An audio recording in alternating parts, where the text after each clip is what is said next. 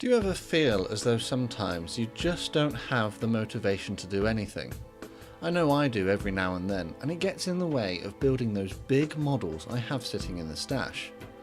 What you need is a mojo build, something fun, interesting, and not too challenging to get back into the swing of things, and that's exactly what this model is.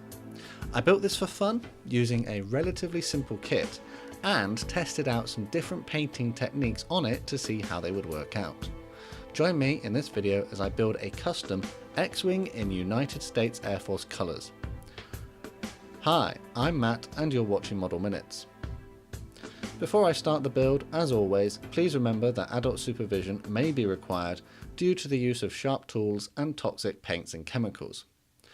The kit I'm using as the basis for my build today is the Revell X-Wing Starfighter from their Star Wars range. For a more in-depth review on this kit, there is a video on this topic on my channel where I've finished the model as per the in-box instructions. This is a slightly older boxing of the model, which I picked up for about £6 a few years ago. The front features an exciting image of the X-Wing firing its laser cannons above a planet. It's indicated on the box that the scale of this kit is 1 to 112 and there are 21 parts included. One edge of the box has multilingual safety information as well as a contact address for Revell, whilst the other edge only features a small image and the same information as on the front. The rear, however, has some nice pictures of the sprues that are included, with a finished version of the kit also being featured. Some information about the X-Wing and a list of paint colours Revell recommend from their range is also annotated on there. The instructions are to the newer Revell design and are printed in colour, which is fantastic. You get some tips on how to construct the kit and a key to the symbols you'll encounter in the steps, but the ever annoying Revell paint list is still present. Although this time they have highlighted the relevant colours, so it makes it a little easier. A sprue map is provided in case you need one, and this can help you locate the parts as you progress through the build. The steps are easy to follow with all paint colours appropriately labelled, as are the decal placements. This should not be a difficult build, and the model should be completed in 10 steps. The other standard safety sheet is included. You should get this one in every Revell kit that you buy. The kit decals are well printed and I didn't notice any registry errors or tears, and from my memory of building this previously, they should apply to the model quite well. I won't be using all of these this time though, only using a few here and there. Now onto the plastic parts. These come contained in their own little bag, and you can expect to find 2 grey plastic sprues and 1 smaller clear one. The mould quality is really quite good, with raised and recessed details throughout. Only a small amount of flash is present in places, and this kit is designed to pretty much snap together, so not much glue should be needed on this one. The pilot and astromech droid look to be quite well moulded, so I won't have any problems including them in my build this time.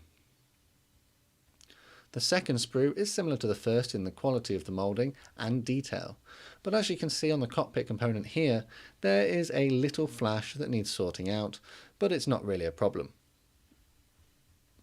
The clear parts are good too, and feature the rear window and main cockpit canopy.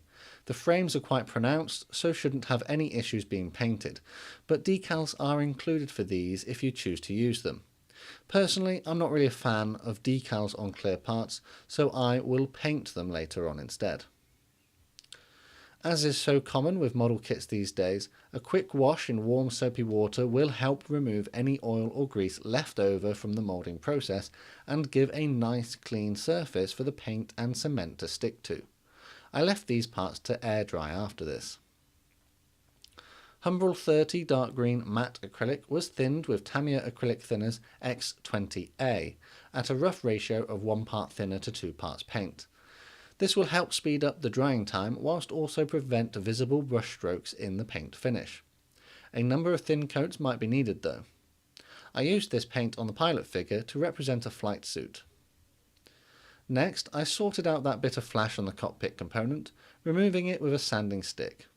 Throughout this build I will cut the parts from the sprues using either a sharp knife or my snips, and then the excess plastic can be sanded smooth. Having removed the two fuselage halves, I decided to spray the insides with this cheap matte black paint. The cockpit component is stuck to the inside of an old box along with these fuselage halves using some sticky tack, and then the spray paint was applied in a side-to-side motion.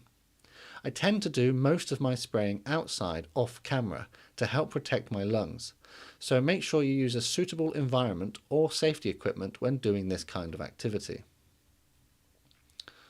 Humbrol 34 matte white acrylic paint was then thinned and applied to the pilot figure with a fine brush.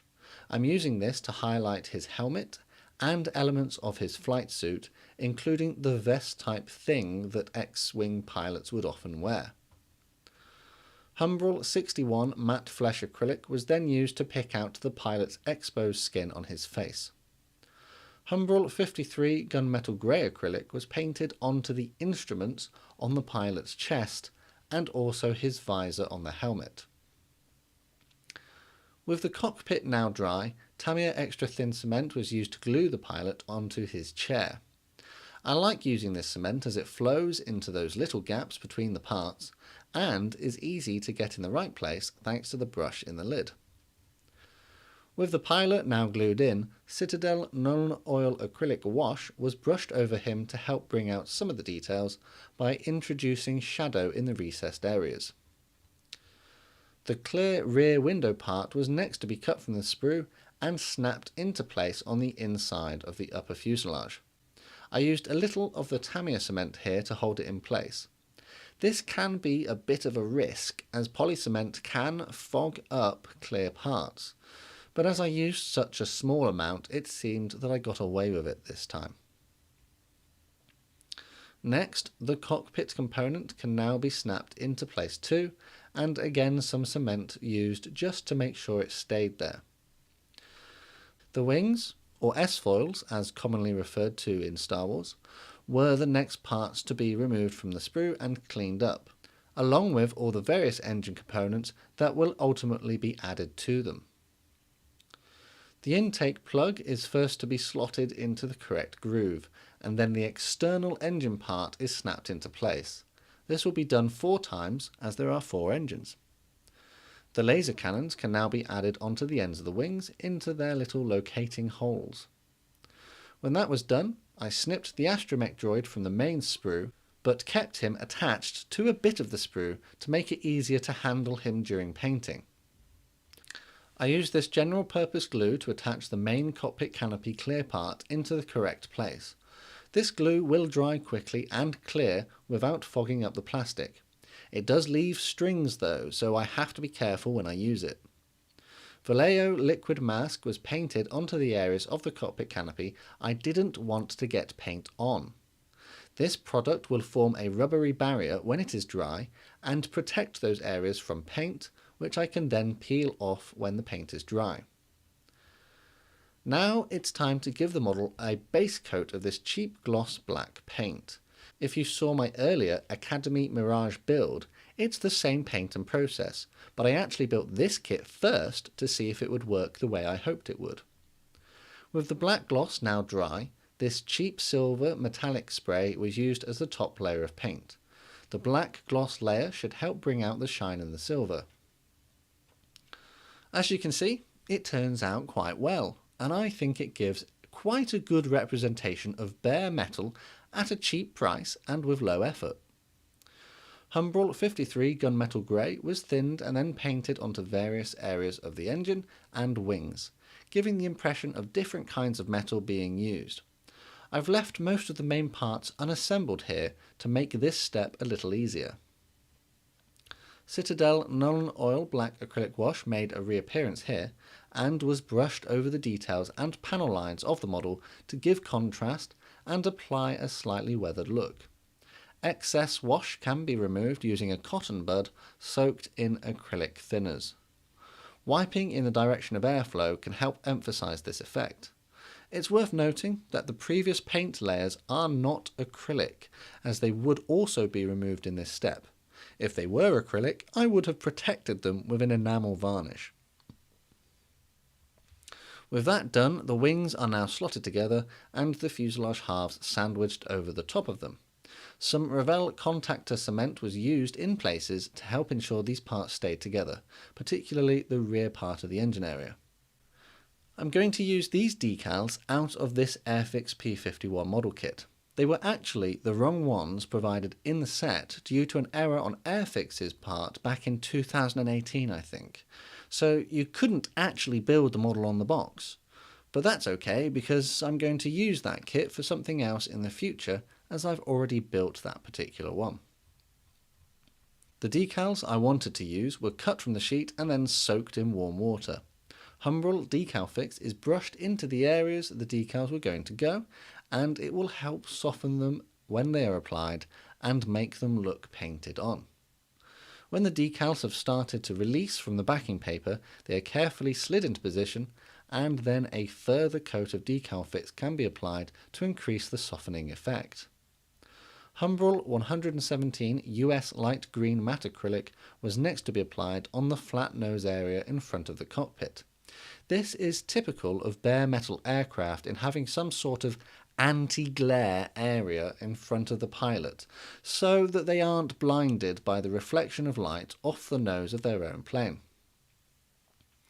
Humbrol 109 World War I blue matte enamel paint was brushed onto the tip of the nose using a fine brush. A few coats would be needed as it came out quite thin. With that paint now dry, this Plasticoat satin varnish is sprayed over the entire model in order to protect the paint and decals, giving a uniform overall finish. Having left the varnish to dry, I then removed the liquid mask on the clear parts using a pointed tool I made out of a spare bit of sprue. I peeled back this rubbery material to reveal the unpainted clear plastic and was quite happy with how it had turned out. I did notice that it tended to peel a little paint with it though, leaving a slightly jagged edge. So for when I mask my nets canopy, I'll try the tape method instead to see if the lines are better. I decided to leave the canopy as it was and not fix these areas though, as it gave a slightly rugged feel to the metalwork. Here you'll be able to notice that the astromech droid has had the same silver paint as the rest of the X-Wing, and the decals, as supplied with the kit, have also been applied. They do go on okay, but need quite a bit of encouragement to conform to the really curved surfaces. Having removed it from the sprue it was still attached to, and cleaned up the rough areas, it was pushed into the slot in the top of the spaceship. I decided not to glue him in case I wanted to take it out for a display or diorama later on, if I felt like making one. And that's it. That's as far as I went with my custom build of this US Air Force X-Wing. I thought the kit went together really well. It had nice detail and it didn't give me any headaches with the assembly. Painting was relatively straightforward with the use of cheap spray cans, and the decals went smoothly too.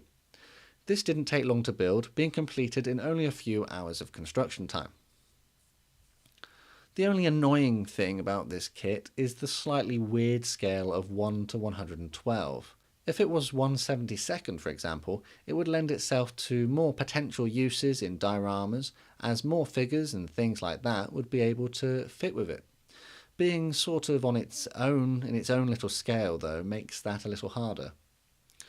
I think with some careful modification you could get the wings to be displayed in the closed position too, which would lend itself to a diorama better, perhaps being refueled or repaired. You would have to scratch build some landing gear though, as none is included. This kit has been available in a variety of packages since its introduction in 2007. This version dates from 2015, but a more recent one had it for sale in a sort of foil bag, which was available for slightly cheaper, about £5 in the UK. Some versions of this kit even come pre-painted, making it more suitable for a beginner, but this version wouldn't be too hard to complete in the intended paint scheme if you were just starting out. But anyway, what do you think of my build? Let me know in the comments below. This was an exercise in modelling for fun, using my own imagination to come up with the end result, as well as testing out some paint methods that I could use in future models. I really enjoyed this one, and I love the way it looks, being something very interesting and unique to sit on my shelf. As always, A massive thank you to my patrons, whose amazing support allows me to continue making videos. All the money you guys donate goes back into buying paints, tools and model kits for me to build and upload to my channel. To join my growing community on Patreon and find out what becoming a patron means, including access to perks such as early access to videos and behind the scenes stuff, take a look at the links in the description. Don't forget that you can connect with me on social media. I'm on Discord, Instagram, Facebook and Twitter. Oh, and if you made it this far, please consider subscribing and clicking that like button. All that's left to say is a massive thank you for watching this video, and I'll see you all on the workbench again next time.